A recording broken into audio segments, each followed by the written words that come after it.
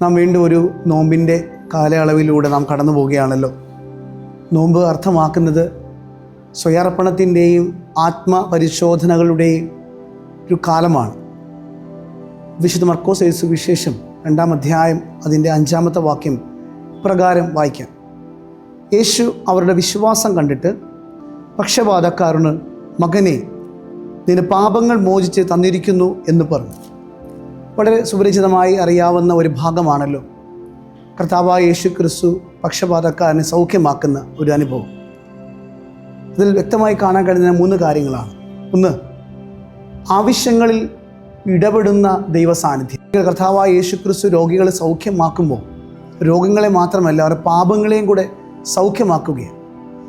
ആവശ്യങ്ങളിൽ ഇടപെടുന്ന ഒരു ദൈവ സാന്നിധ്യത്തെയാണ് കർത്താവായ യേശു ക്രിസ്തുവിലൂടെ നമുക്ക് കാണാൻ സാധിക്കുക. ഈ നോമ്പിൻ്റെ അനുഭവങ്ങളിലൂടെ നാം കടന്നു പോകുമ്പോൾ കർത്താവായ യേശു ക്രിസ്തുവുമായി നാം കൂടുതൽ സമീപനം പ്രാപിക്കുകയാണെങ്കിൽ തീർച്ചയായിട്ടും ദൈവത്തിൻ്റെ സാന്നിധ്യത്തെയും സാമീപ്യത്തെയും നമുക്ക് അനുഭവിക്കാൻ സാധിക്കും. രണ്ടാമതായി, വിശ്വാസത്തോടുള്ള ദൈവികമായ സമീപനം. അവിടെ മേൽപ്പുര പൊളിച്ച് കർത്താവിൻ്റെ സന്നിധിയിലേക്ക് ആ പക്ഷപാതക്കാരനെ ഇറക്കി വയ്ക്കുന്ന ഒരു കാഴ്ച നമുക്കിവിടെ കാണാൻ സാധിക്കും. വിശ്വാസത്തോടുള്ള സമീപനമാണ്.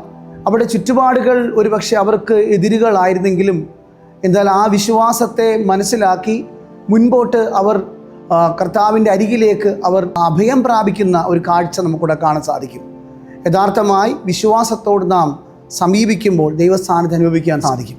മൂന്നാമതായി, മറ്റുള്ള മുമ്പിൽ അത്ഭുതമായി തീർക്കുന്ന ദൈവസാന്നിധ്യം. നമ്മുടെ പരാജയങ്ങൾ കർത്താവായ യേശു ക്രിസ്തു അവിടെ വിജയമാക്കി തീർക്കുകയും നാം ദൈവസാന്നിധ്യ ബോധത്തോടു കൂടെ നാം ദൈവസാന്നിധ്യം നാം ആയിരിക്കുമ്പോൾ തീർച്ചയായിട്ടും നമ്മുടെ പരാജയങ്ങൾ, നമ്മുടെ പ്രയാസങ്ങൾ, നമ്മുടെ രോഗങ്ങൾ എല്ലാം തന്നെ ദൈവം അവിടെ നിന്നെല്ലാം ദൈവം നമ്മളെ കരകയറ്റി അവിടെ വിജയകരമാക്കി തീർക്കുന്ന അനുഭവത്തിലേക്ക് നമ്മുടെ ഈ നോമ്പ് കാലഘട്ടങ്ങളിലൂടെ ദൈവം നമ്മളെ സഹായിക്കും. അതാണ് നോമ്പ് സ്വയാർപ്പണത്തിൻ്റെയും ആത്മശുദ്ധീകരണത്തിൻ്റെ ഒരു അന്വേഷണങ്ങളുടെ കാലമായിട്ടാണ് ഈ നോമ്പിനെ നമുക്ക് വേർതിരിക്കുക. അപ്രകാരമായി തീരുവാൻ നമ്മുടെ ജീവിതങ്ങളെ കർത്താവിൻ്റെ കരങ്ങളിലേക്ക് സമർപ്പിക്കുവാൻ ഈ നോമ്പ് കാലങ്ങളിലെ പ്രാർത്ഥനകളും അത് ഏറ്റവും അനുഗ്രഹമാകട്ടെ എന്ന് പ്രാർത്ഥിക്കാം.